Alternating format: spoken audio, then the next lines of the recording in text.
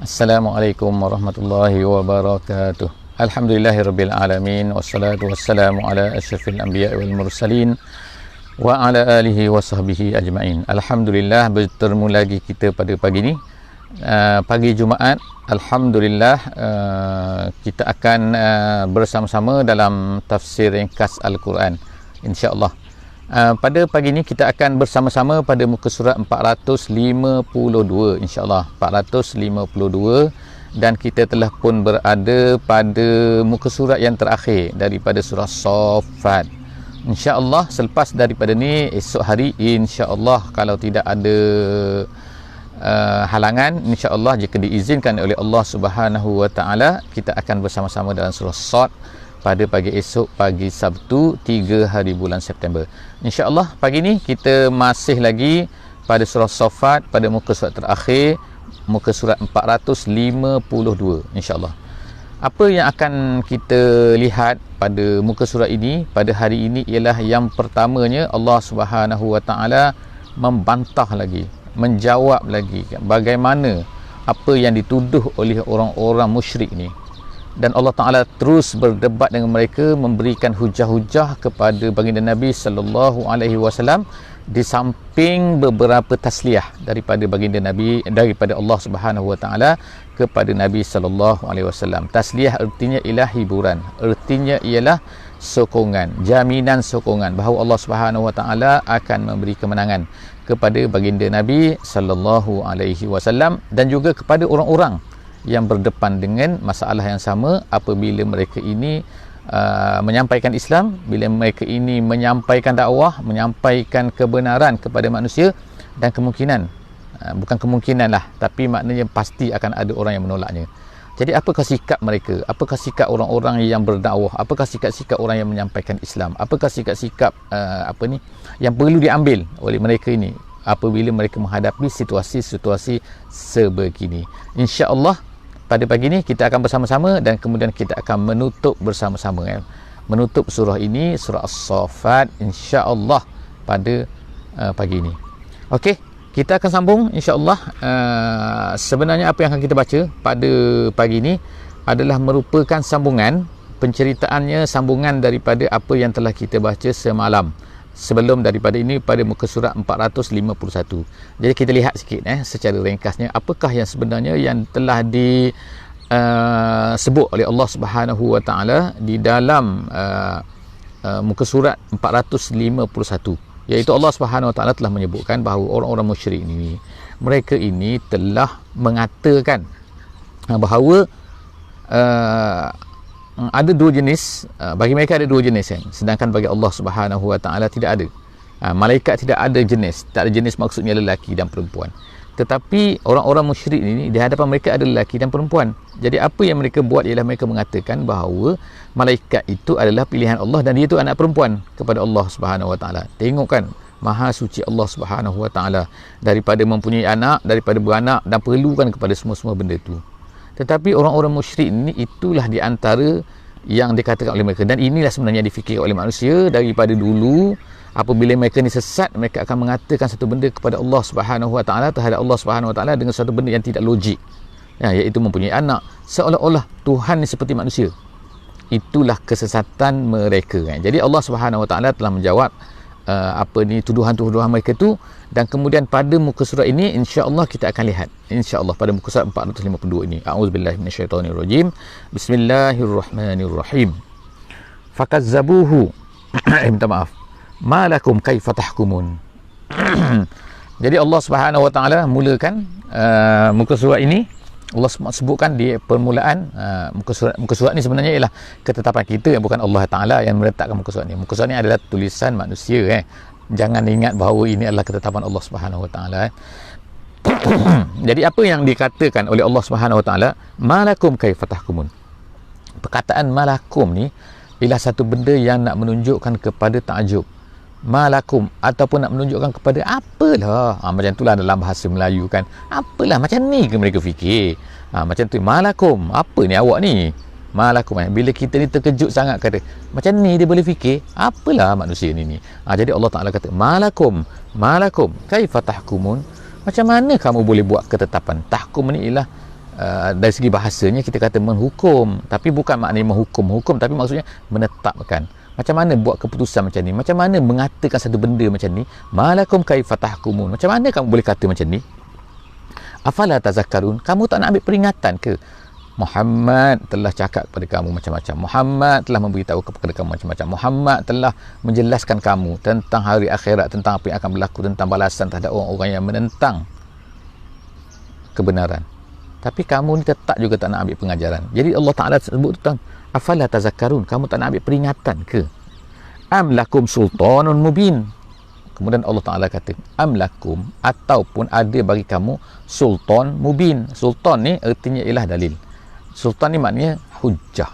Dalam Quran ada lebih daripada 30 kali perkataan sultan ada lebih daripada 30 kali, ataupun kita kata ada setengah ulama kata 38 kali. 38 kali, yes. Sebab kadang-kadang dia bercampur kadang-kadang kan perkataan tu kan, tetapi semua sekali ada 38 kali. Okey, sultan ni makna apa? Sultan ni salatah, maknanya salatah menguasai. Jadi ulama-ulama bahasa mengatakan perkataan sultan ni ada dua jenis. Ada dua jenis sultan. Yang pertama dipanggil sultanul hujjah. Yang kedua dipanggil sultanul qahri. Sultanul qahri, sultanul hujjah ni ialah iaitu kita memberikan hujah, meyakinkan, berhujah. Jadi kekuatan hujah itu akhirnya akan dapat meyakinkan orang yang mendengar tu. Ini kekuatan hujah. Kekuatan hujah ni ialah pada akal, pada hati, menyebabkan seorang itu tunduk. Kerana apa? Kerana dia rasa memang betul lah apa yang disebut. Itu nama dia sultanul hujjah. Yang kedua, nama dia sultanul qahri. Sultanul qahri inilah sultan yang menggunakan kekuasaan. Jadi Al-Quran kalau ikutnya adalah sebagai sultan. Quran adalah sultan. Apa Quran sebagai sultan? Kerana dia meyakinkan.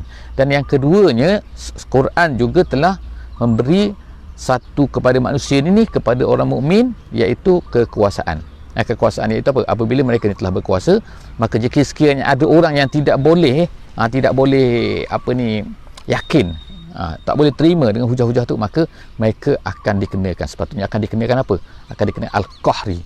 Jadi apa yang kita gunakan perkataan sekarang ni iaitu sultan, memerintah, tu adalah perkataan yang kedua, iaitu menggunakan kekuasaan, menggunakan kuasa jika sekiranya mereka ni tidak boleh terima. Sultan yang pertama tu. Seterusnya ialah fa'tu bi kitabikum in kuntum shadiqin. Allah Ta'ala katakan fa'tu bi kitabikum, bawa datang apa? Kitabikum, kitab kamu. Mana dia kitab kamu? Yang apa ni? In kuntum shadiqin, kalau benar sangat kamu nak katakan bahawa yang tadi tu, iaitu apa? Iaitu Allah ni mempunyai anak lah, Allah ni malaikat tu adalah anak perempuan dan sebagainya. Mana dia? Fa'tu bi kitabikum, bawa datang, tunjukkan in kuntum shadiqin. Tapi bila Allah Ta'ala tanya macam ni, tak ada pula. Ada ke mereka? Memang tak ada kan.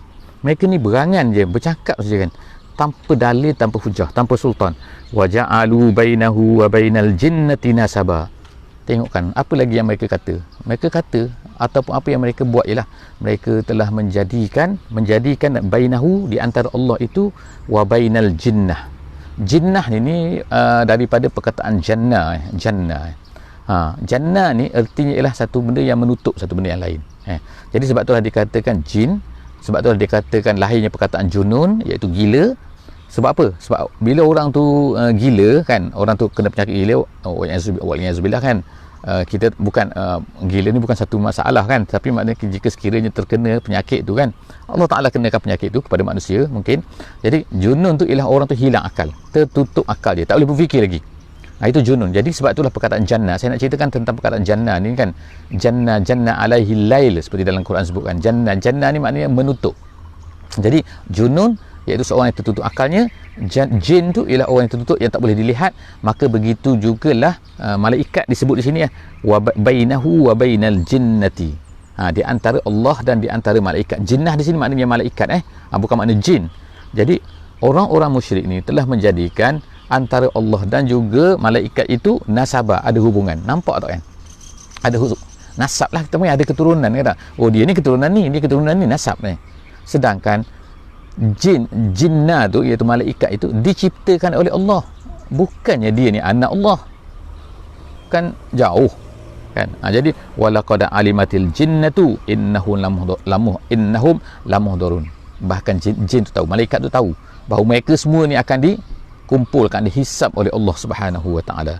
Subhanallahi amma yasifun. Allah Taala kata semua ni adalah benda-benda jahat, benda-benda tuduhan-tuduhan. Maha suci Allah daripada semua apa yang mereka sifat-sifatkan tu kan, kata-katakan tu kan, nyatakan macam ni semua tu adalah bersih. Sebenarnya Allah Taala bersih daripada itu semua. Illa ibadallahil mukhlasin. Disebutkan kat sini kemudian ialah hanya orang yang selamat daripada keadaan tu, keadaannya bagaimana orang kafir tu, ialah orang-orang yang dipilih, iaitu orang-orang mukhlas, orang-orang yang bersih, dibersihkan oleh Allah Subhanahu wa taala daripada syirik, iaitu orang-orang yang beriman. Jadi bila sebut mukhlas ini, majoritinya ahli tafsir mengatakan ialah orang-orang yang beriman, kerana mereka itu telah dibersihkan, dipilih oleh Allah Subhanahu wa taala, dibersihkan daripada kekotoran-kekotoran dosa syirik yang berlaku tu. Kemudian fa innakum wama ta'budun, fa innakum wama ta'budun. Jadi Allah Taala sebut lagi kat sini, fa innakum wama ta'budun ni ialah maka dia katakan, maka kamu semua dan juga apa yang kamu sembah ni, ma antum alaihi bifatinin. Jadi ayat tu bersambung dengan ayat 161 dengan ayat 162 tu. Maksudnya macam ni kan, iaitu Allah Taala berkata, kamu dan juga apa yang kamu sembah tu, tak kiralah berhala kamu ke apa yang kamu sembah tu, kamu dan apa yang kamu sembah, iaitu orang kafir ni, ma antum alaihi bifatinin, kamu dan mereka semua tu kan, maka tidak boleh ke atas Allah itu fatin. Apa maksud fatin? Jadi fatin kat sini ialah artinya ifsad. Kalau ikut dalam bahasanya, ifsad ni maknanya merosakkan. Apa maksud merosakkan sini? Iaitu mudil, iaitu menyesatkan. Jadi artinya lah ayat ni lah, kamu dan juga berhala-berhala kamu dan apa yang kamu sembah, apa yang kamu patuh, apa yang kamu ikut, semua tu tidak akan boleh menyesatkan, memaksa manusia ni untuk menjadi sesat daripada Allah Subhanahu wa taala. Jadi wama fa innakum wama ta'buduna ma antum alaihi bifatinin. Alaihi ala Allah bifatinin, tak boleh menyesatkan, merosakkan manusia. Illa man huwa lil jahim. Kecuali orang yang memang nak masuk neraka. Allah tak tetap masuk neraka macam mana kan. Jadi maknanya kan, dia tak boleh ada kekuasaan ni. Yang ada kuasa ni sebenarnya ialah Allah Subhanahu wa taala sahaja. Jangan rasa biar ada kuasa. Wama minna illa lahu maqamun ma'lum. Jadi ini kata-kata siapa ni pula ni? Kata-kata sekarang ni, kata-kata kadang-kadang confuse kita katakan. Kata-kata ini kata-kata siapa? Tadi tu kata-kata orang kafir, sekarang ni kata-kata malaikat pula. Iaitu pada ayat sekarang ni, iaitu ayat 166 ni, minta maaf, ayat 164 ni ialah kata-kata malaikat. Apa kata malaikat? Wa ma minna illa lahu maqamun ma'lum. Kami ni kan, kami ni dia kata, ma minna illa lahu maqamun ma'lum. Kami ni ada kedudukan yang tertentu. Apa maksud kedudukan tertentu? Ulama tafsir kata setiap daripada malaikat itu ada kerja-kerjanya yang tertentu. Dan kemudian Allah Ta'ala sebut apa? Wa inna lanahnu safun. Dan kami ni pula safun. Safun ni ialah berbaris-baris.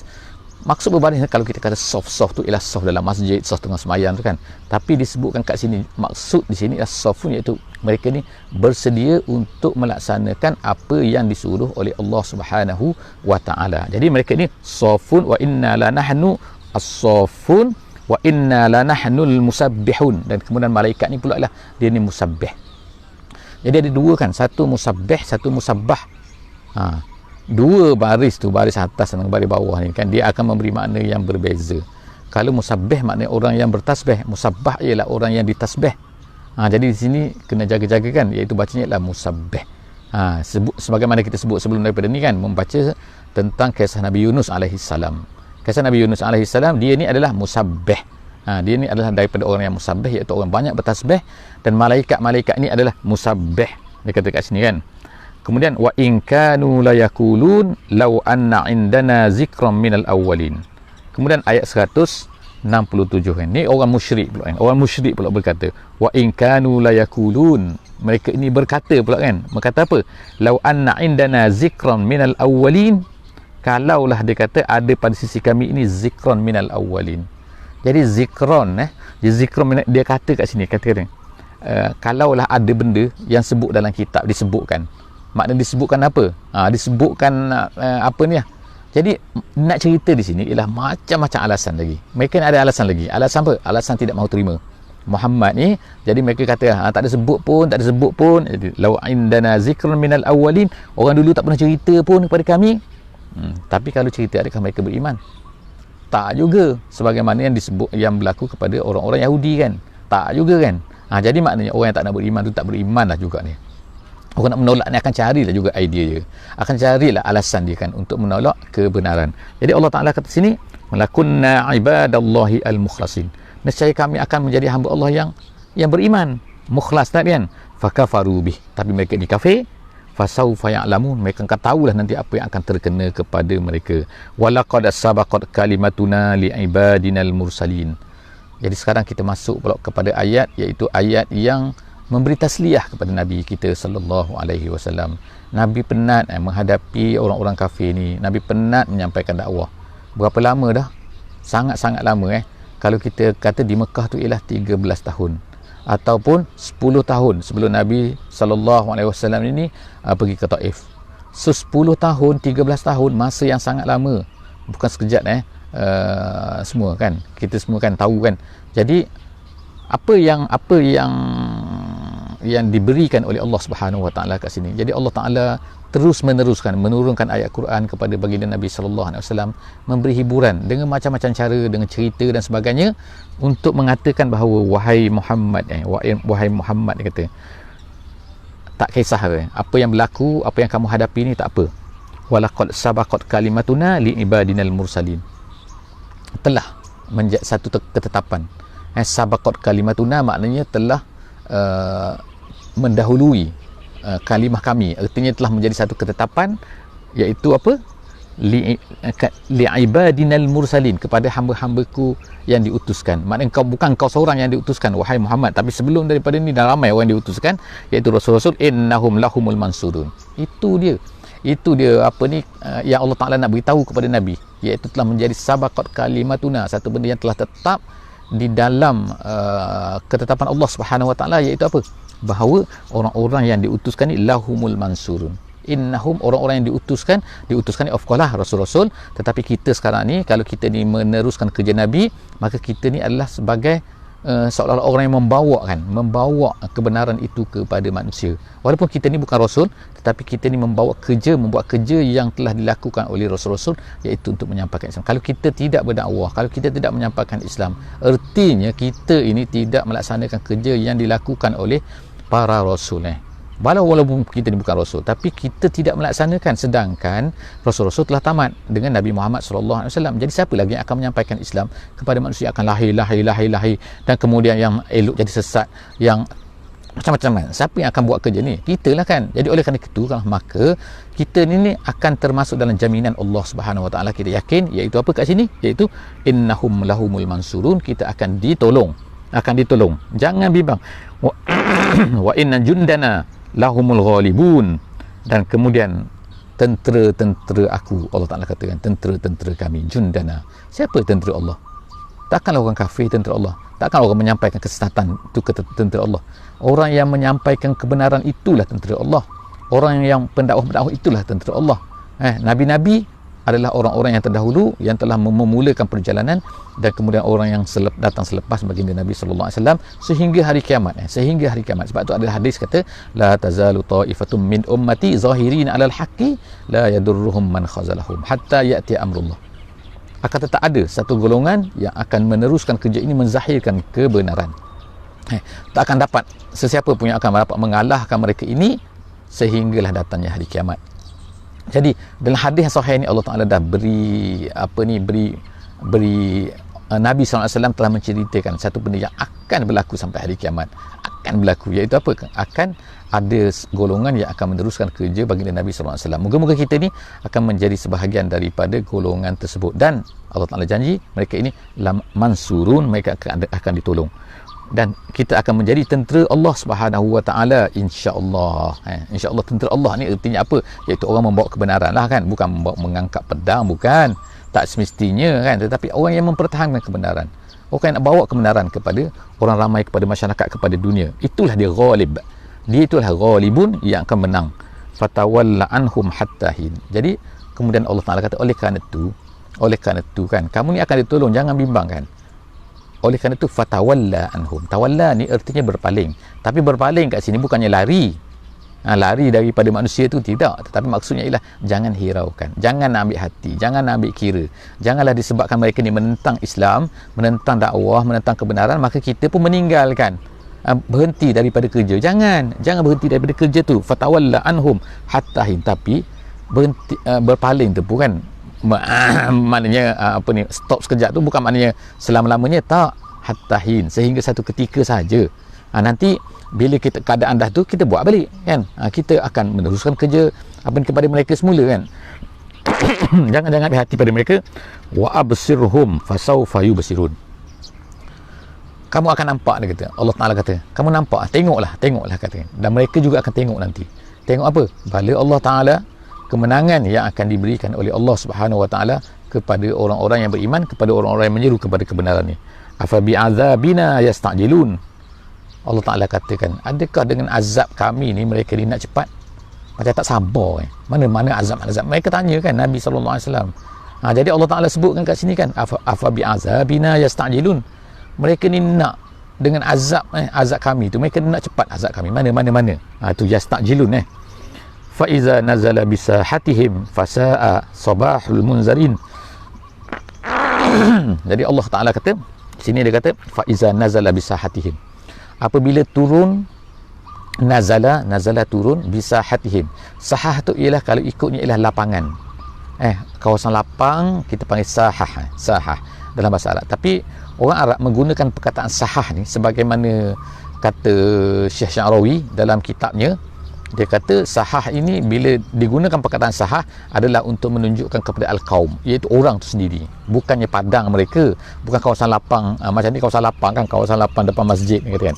Bukan macam ni, tapi sahah tu ialah maknanya kaum itu sendiri. Jadi Allah Ta'ala sebut kat sini apabila azab tu turun kepada mereka, kepada kaum itu, maka fasa as-sabahul munzarin, maka pada ketika itu sebenarnya itulah yang paling buruk. Pagi yang paling buruk, maknanya siang hari yang paling buruk, hari yang paling buruk untuk mereka kan. Kalau kita sekarang ni, munzar itu ialah orang-orang yang diberi peringatan. Munzar, bukan munzir, munzar.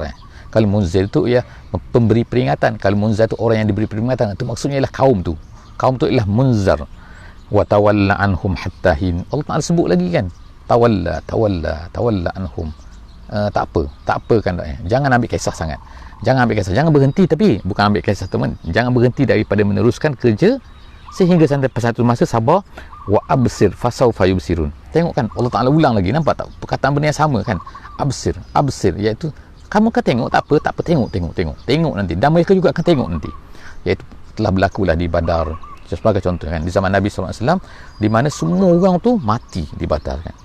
Majoriti, bukan semua orang, majoriti daripada kepala-kepala yang penentang Nabi SAW semasa di Mekah tu mati semua semasa di Badar, iaitu 70 orang 70 orang yang mati di Badar, tentera musyrikin.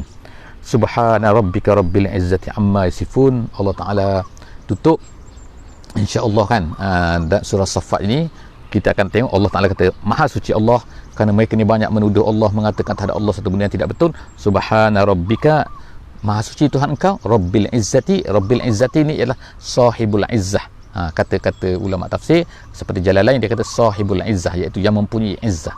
Maha suci Tuhan engkau yang mempunyai izzah, kemuliaan, amma yasifun, daripada apa yang mereka sifatkan. Wassalamun ala mursalin, dan keselamatan, kesejahteraan. Jangan bimbang, kamu adalah nabi-nabi, kamu akan diselamatkan oleh Allah Subhanahu Wa Ta'ala.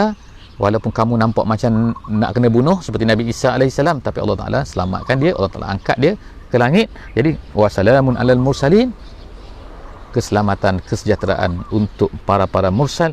Walhamdulillahi rabbil alamin, dan segala puji bagi Allah, Tuhan sekalian alam. Setakat itu saja habis surah Saffat. InsyaAllah moga-moga kita yang hadir pada pagi ini dapat bersama-sama share, insyaAllah jangan lupa untuk share. Ambil link Facebook ni, sesi ni, dan juga sesi-sesi yang lain sebelum daripada ni, tafsir-tafsir yang lain insyaAllah yang kita dah habis lebih kurang 100 lebih untuk recording ni, dan sila share, hantar kepada kawan-kawan semua ataupun hantar link Facebook ini, dan mereka boleh tengoklah kan semua video-video yang ada di sini untuk tafsir setiap hari satu muka surat one day one page one day one page okey. Kita kata odop ke kan, sebutlah kan tapi alhamdulillah kita menamatkan solat Safat pagi ini. Jumpa lagi esok insya-Allah pada pukul 6 pagi 6 pagi insya-Allah. Dan siapa-siapa yang nak tengok di YouTube pun boleh insya-Allah. Kalau rasa mudah di YouTube boleh tengok di YouTube insya-Allah kan. Tapi kita agak lambat sikitlah untuk masukkan dalam YouTube. Kadang-kadang tu 2-3 hari 4 hari kan, kadang-kadang barulah kita masuk dalam YouTube bila ada kesempatan. Aku qouli hadza wa astaghfirullahalazim li wa lakum wa billahi taufiq wal hidayah. Wassalamualaikum warahmatullahi wabarakatuh. Subhanakallahumma wa bihamdik nashhadu an la ilaha illa anta nastaghfiruka wa natubu ilaik. Bismillahirrahmanirrahim. Wal 'asri innal insana lafi khusr illa allazina amanu wa 'amilus solihat wa tawasaw bil haqqi wa tawasaw bis sabr.